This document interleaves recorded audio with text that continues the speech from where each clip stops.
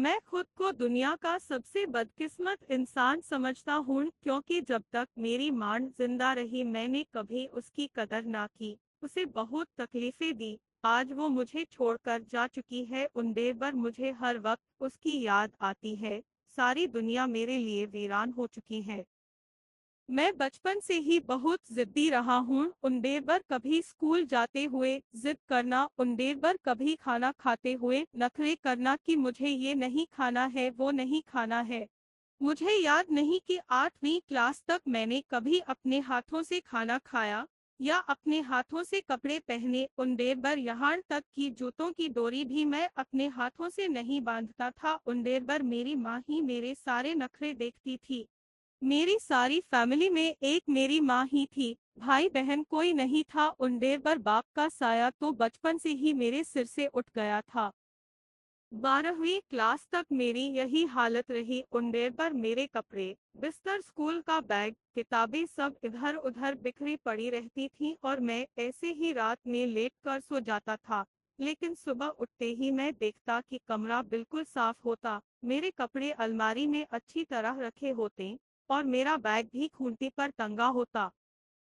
मेरी माँ न रोजाना मुझसे कहा करती थी कि बेटा, रात में दूध पीकर सोना, ऐसे मत सोना उंडेरबर। लेकिन मैं उनकी एक ना सुनता और यूं ही सो जाता। लेकिन सुबह मुझे अपने मुंह का मजा बदला हुआ मालूम होता। उंडेरबर मेरी मां सोते हुए मुझे रात में दूध पिला दिया करती थी। रात में अगर कभी बारिश होने लगती तो मैं सुबह देखता कि मेरे ऊपर कोई मोटा कंबल पड़ा हुआ है ताकि मुझे सर्दी ना लग सके। मुझे घर में हमेशा दो चीजों से बहुत ज्यादा चिढ़ थी। उन देर पर एक उस सिलाई मशीन की खटखट की आवाज से जो अक्सर 12-12 घंटे तक चला करती थी उन देर पर, और दूसरा रोटी के किनारों पर अक्सर घी लगने से रह जाता था तो मैं गुस्से में रोटी छोड़कर बाहर चला जाता था। मुझे इन दो चीजों से हमेशा से चिढ़ रही थी। एसिडी मोठेर स्टोरे। मुझे जब भी ज्यादा पैसों की जरूरत पड़ती तो मैं घर आकर मां से कह देता कि मुझे इतने पैसों की जरूरत है उन देर पर, और फिर क्या देखता कि जो सिलाई मशीन की आवाज अभी तक 12 घंटे तक आती थी वो बढ़कर 18 घंटों तक आने लगती। मुझे आज भी वो दिन याद है जब स्कूल में एडमिशन के लिए मास्टर जी ने मुझसे कहा था कि 1500 रुपए तुम्हारी एडमिशन फीस लगेगी। उन देर पर शाम को मैं घर वापस आया और अपनी मां से कहा कि मुझे कल 1500 रुपए चाहिए वरना स्कूल में मेरा एडमिशन नहीं हो पाएगा। उन देर पर इतना कहकर मैं अपने कमरे में जाकर सो गया। उसी रात 2:00 बजे मेरी आंख खुली तो घर के बरामदे से मुझे किसी के रोने की आवाज सुनाई दी। मैं उठकर बाहर गया तो क्या देखता हूँ कि मेरी मां मोटे शीशों का चश्मा लगाए बहुत देर से मशीन की सुई में धागा डालने की कोशिश कर रही है और उसकी आंखों से आंसू भी बहे जा रहे हैं।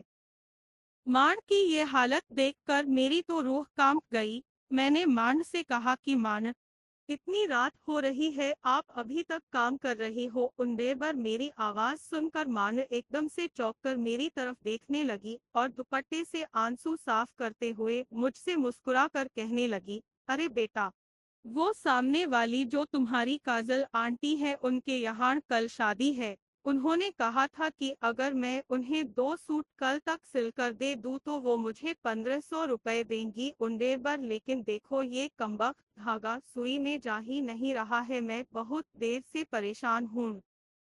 माँ की ये हालत देखकर मैं उससे जाकर लिपट गया और जोर जोर से रोने लगा। उन देर पर मेरी माँ ने मेरे सिर पर हाथ फेरते हुए कहा, बेटा, तुम परेशान ना हो, मैं तुम्हारे पैसों का इंतजाम जरूर कर दूंगी।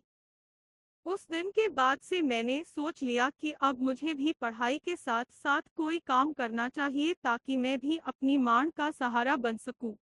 इधर मेरी पढ़ाई मुकम्मल हुई तो मुझे एक अच्छी नौकरी मिल गई। उन देर पर मैंने जब घर आकर अपनी मां को नौकरी के बारे में बताया तो वो बहुत ज्यादा खुश हुई, और लेकिन पता नहीं मेरी मां को क्या हो गया था कि वो उठने का नाम ही नहीं ले रही थी।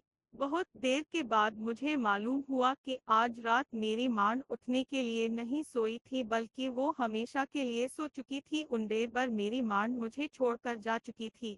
मैं वहीं खड़ा चीख चीख कर रोने लगा। मेरी सारी दुनिया लुट चुकी थी क्योंकि मेरी मां के सिवा कोई नहीं था। माँ के बगैर वो घर मुझे काटने दौड़ता था, इसलिए कुछ दिनों के बाद मैंने वो घर भी छोड़ दिया। आज मेरी मां को मरे 3 साल हो चुके हैं। उंडेर पर अब मुझे अपने कपड़े खुद धोना पड़ता है, उंडेर पर खाना खुद ही बनाना पड़ता है। अगर रात भूखा सो जाओ तो कोई मुझसे पूछने वाला नहीं कि बेटा भूखे क्यों सोए थे।